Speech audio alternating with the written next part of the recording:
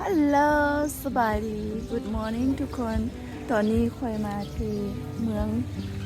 คูนเนาะสิจะเดินทางไปที่เมืองคำเนาะเมื่อวานนี้มาฮอดที่เมืองคูนก็พอดีคำเนาะทุกคนบ่ได้ไปทางใดเลย มาก็เช็คอินเข้าโรงแรมไปหากินข้าวกินน้ำแล้วก็นอนพักผ่อนแอแหละเลยเพราะว่าเดินทางมืดเลยเนาะมาที่นี่พวกเขาก็จะต้องมาพักที่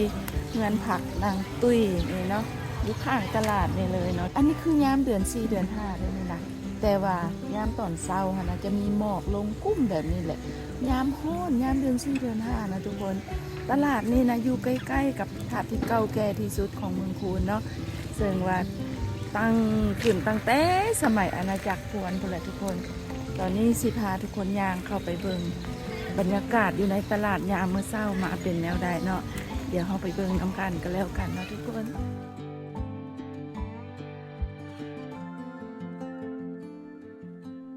ค่อยกันย่างมาหอดที่ตลาดแล้วนะทุกคนเนาะมานี่ก็จะเห็นบรรดาพ่อแม่ประชาชนสาวค้าสาวขายเป็นกำลังปิ้งกำลังจีกำลังเห็ดของอยู่ของกินขายเนาะอยู่ที่ตลาดเมืองคูนเด้อนี่นะ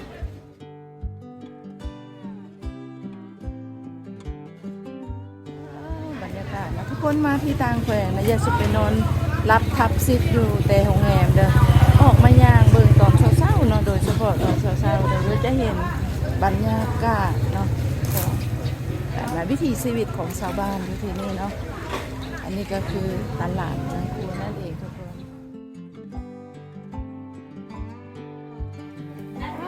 ลูกเก่งแท้ลูกอายุจะปีละ12ซอยพ่อซอยแม่ได้เลยเด้เนาะลูกปิ้งทุกมือว่ะลูกมาปิ้งซอยเพิ่นทุกมือแบบลืมมีแต่มือพักโรงเรียนอ๋อมีแต่มือพักโรงเรียน เห็นลูกชายเป็นตาหักซะดอกมาซอยแม่ทุกมือว่ะเพิ่นน่ะบ่มื้อใดบ่ได้ไปโรงเรียนก็มาซอยแม่ไปก็มาว่าไปก็ได้มาซอยเหมือนกันโอ้เก่งหลายมาตอนข้าวตอนสวยเลยกินข้าวตอนสวยอันนี้เพิ่นเอิ้นหมูหยังอันนี้หมูอันนี้หมูโอ้ปิ้งหูหมูเนาะปิ้งหูหมูเสียงขวางได้2 โลไปแล้วกินได้ข้าวเหนียวฮ้อนๆน่ะนี่ข้าวเหนียวฮ้อนๆเลยถ่ายมาแล้วยังสิตัวน้อยนี่ก็เลยเพิ่งเริ่มเสียงเบาน่ะนี่ของกินสุกของกินพื้นบ้านทั้งนั้นเลยเนาะทุกคนกินพวกบ้านพวกปิ้งพวกจีพวกไข่พวกส้มหมูเขียบหมูส้มผักกาดเนาะครบสุดเลยอยู่นี่เนาะสบายดีพ่อค้าได้ขายดีอยู่บ่ขายดีบ่ช่วงนี้ใครเนาะใครแดก็มีนักท่องเที่ยวมาเที่ยวอยู่อ่ะก็ห้ามมีห้ามบ่หลายกันเลยบ่หลายบ่เพิ่นเปิดจักโมงตลาดเฮานี่อันนั้นน่ะมันว่าบ่ได้นะว่าแต่ว่าผู้เดินทางมันก็มา4 โมงแล้วเขาเจ้าเริ่มมาทยอยตอนแรงได้จักโมงเลิกตอนแรง7 โมง7 โมงเลิกแล้วว่าอันห้านของไก่ของกินสุกอยู่ในนี่ก็เลิกป่ะสมพอเฮามาเมื่อวานนี่ค่ำแล้วของอยู่ของกินยากเติบมีแต่ห้านเผือหน้าทานป้านห้านเผือหลายเปิดเอาไปเย็น2 โมงก่อนจะปิดเอาขอบใจเนอะ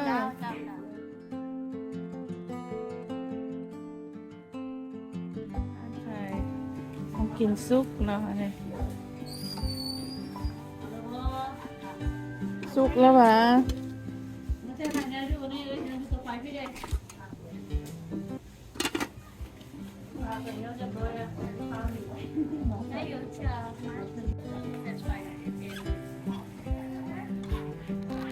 ยังขายดีคือจักโมงจะปิดตอนค่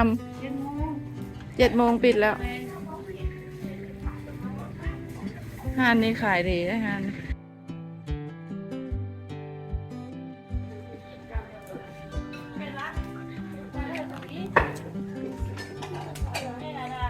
เบิ่งวิธีสวยข้าวเดิน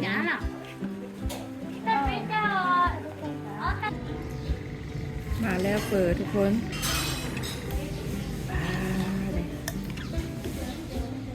อไก่ลาดเสียงขวางคนผักมาสดเลยสุดแท้สุดว่า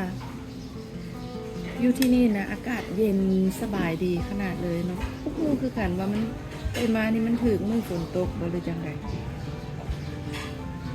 ตอนนี้มันเดือน4เดือน5เนาะแต่ว่ามีหมอกลงกุ้งทั่วบริเวณเลยทุกคนอากาศเย็นสบายเลยเนาะบ่ฮ้อนอยู่เวียงนี่ฮ้อนตับแตกเลยเนาะ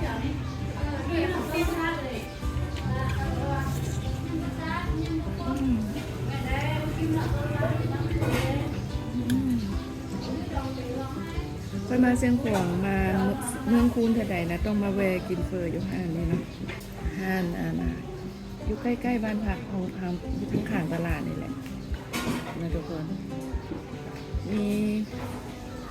2-3 ห้านอยู่ข้างตลาดนี่แหละเคยมากินห้านทำอิฐเลยเนาะกินข้าวกินน้ำแล้วก็จะออกเดินทางไปที่เมืองคำไปเมืองคำสิไปเอาเครื่องไปให้ตรงเสะนะเพราะตรงเสะนะเป็นเด็กพิการทุกคนจือบอกผู้ใดได้เบิ่งวิดีโอค่อยเมื่อก่อนนี่นะจะเห็นมีเด็กน้อยพิการคนหนึ่งที่มักย่างออกมาลิ่นแคมทางนะก็เลยนะมิสเตอร์โพนั่นแหละก็ครอบครัวของมิสเตอร์โพได้ฝากเครื่องฝากของมาหลายสิ่งหลายอย่างเนาะแล้วค่ะฝากทางเงินทางคำมาให้มาซอยเหลือครอบครัวคนพิการอยู่เมืองคำฮั่นเนาะ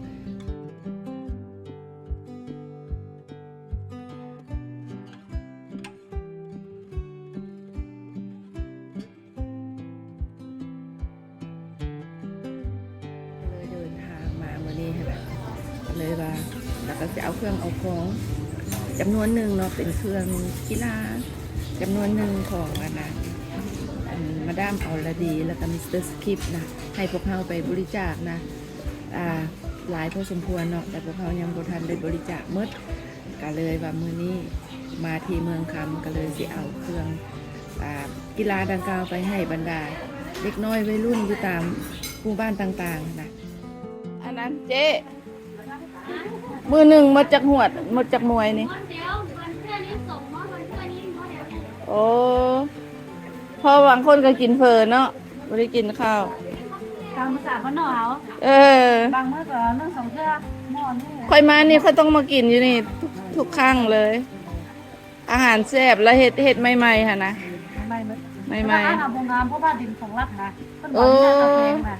ดินของรักเศร้าเพิ่นว่ะดินรักแร่นะไม่ของเขาเองเพิ่นบอกที่นี่เป็นงานเลยนะแต่ว่าดินของรักเองซื่อเห็ดแบบนี้แหละคักนะรักษาวัฒนธรรมเก่าแก่เงินเก่าเงินแก่บางคนก็ว่าเงินทำโบงามมันโบสะอาดนะเนาะแต่ว่าสะอาดแต่ว่าเงินโบสะอาดสะอาดแล้วงามแล้วมีแต่มันลักษณะเก่าแก่ซื่อๆตำเจลว่ะเป็นตาแซ่บตำเจลเอาไว้ทั้งหลังโลดเอาไว้ทั้งหลังโลด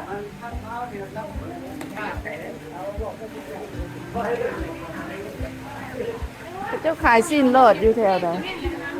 สิ้นโลดขายคนแม่สิ้นโลดสิ้นโลดบ่มีบอกสิ้นโลด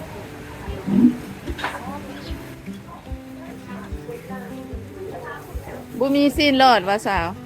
สิ้นโลดอะไรได้ค่ะอาบสิ้นไหม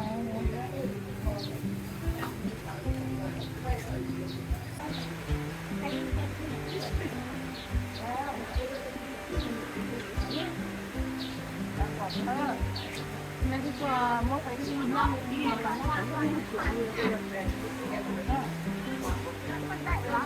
่ฝนตกทุกคนเฮ็ดได้สิมื้อได้บาทเนี่ยต้องออกทางเลยไปบ่ได้แล้วทางนั้นฝนตกแล้วไปก่อนตลาด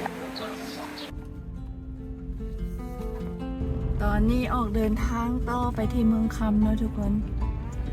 ก่อนจะออกเดินทางกันไปหากินกาแฟกันอีกก่อน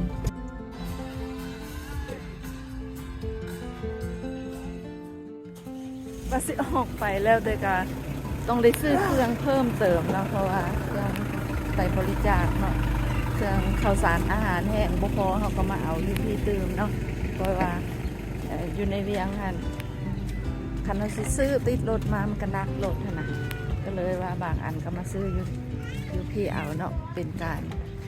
สนับสนุนเป็นการช่วยคนท้องถิ่นอยู่แถวนี้นำเนาะอู้ยเบิ่งงามเลยหมอกลงก็เรื่องการท่องเที่ยวอยู่เมืองลาวเขาเนาะขนาดเมืองคูนเนี่ยนะเป็นเมืองเก่านักท่องเที่ยวมาเที่ยวธาตุดอกเพชรมาเบิ่งธาตุคุณ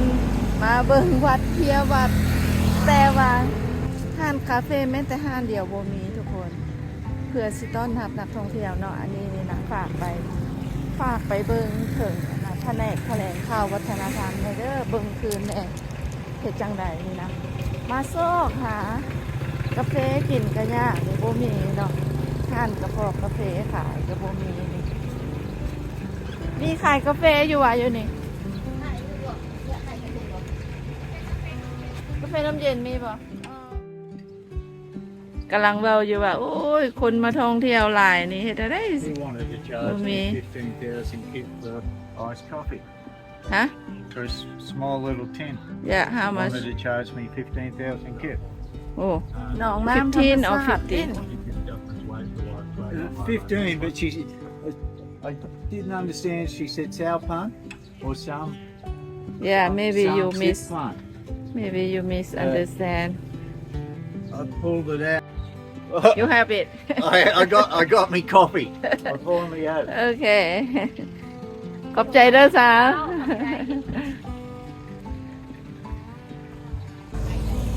ย่างรถตลาดเนาะก่อนสิออกไปเมืองคำกันเนาะ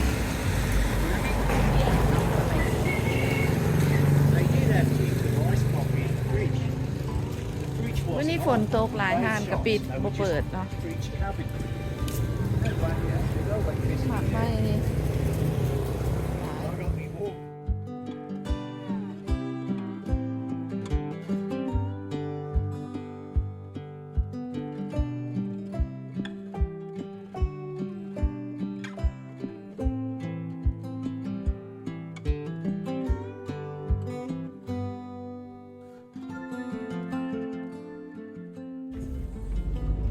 จากเมืองคูนมาพลสวรรค์80 กิโลเนาะ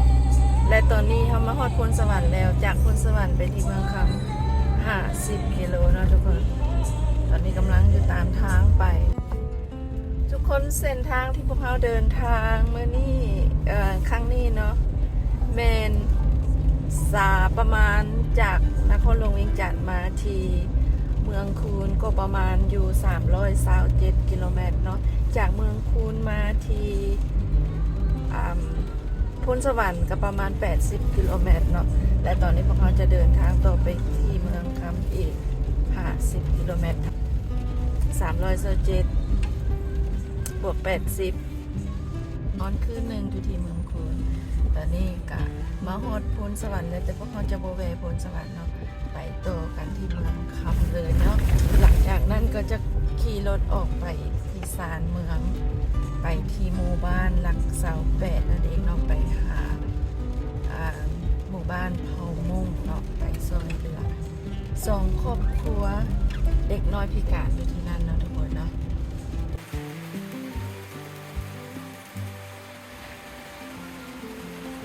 วันนี้พวกเรามาพักอยู่เมืองคำแขวงเสียงขวางเนาะ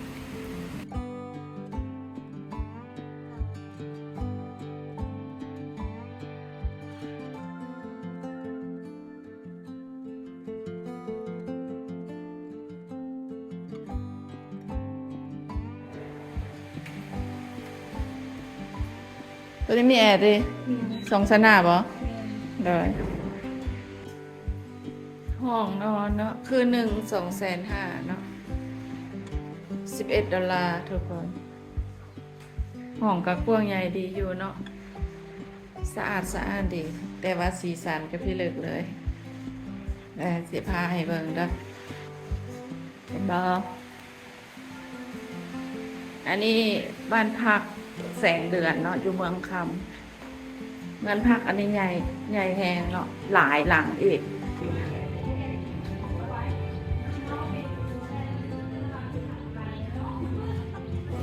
ห้านต้นสนห้านประจำ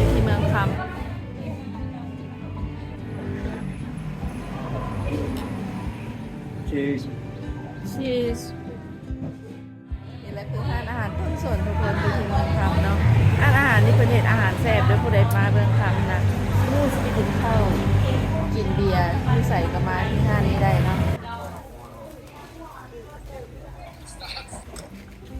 ที่นี่แขวงเซียงขวางนะจะมีสถาปัตยกรรม มีบอนท่องเที่ยวเป็นสถาปัตยกรรมเก่าแก่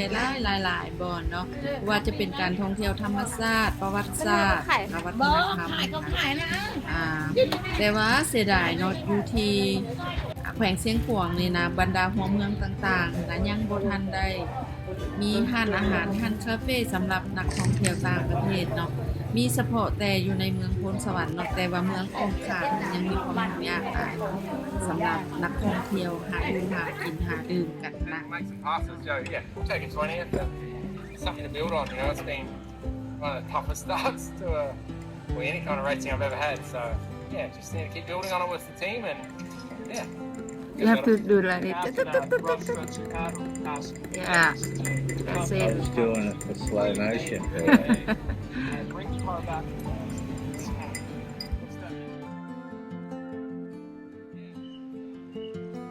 เนาะอันนี้คือประสบการณ์ที่เดินทางท่องเที่ยวแขวงเซียงขวางมาเนี่ยเนาะสำหรับร้านอาหารของคนท้องถิ่นเองเนาะจะเป็นร้านเฝอร้านนี้ร้านข้าวเปียกร้านลาบร้านแกงมีหลาย แต่ว่าร้านอาหารสำหรับบริการนักท่องเที่ยวต่างประเทศนะความยุ่งยากค่ะหายากแทบจะบ่มีเลยเนาะสำหรับหัวเมืองอื่นๆนอกจากเมืองพลสวรรค์เท่านั้นเนาะ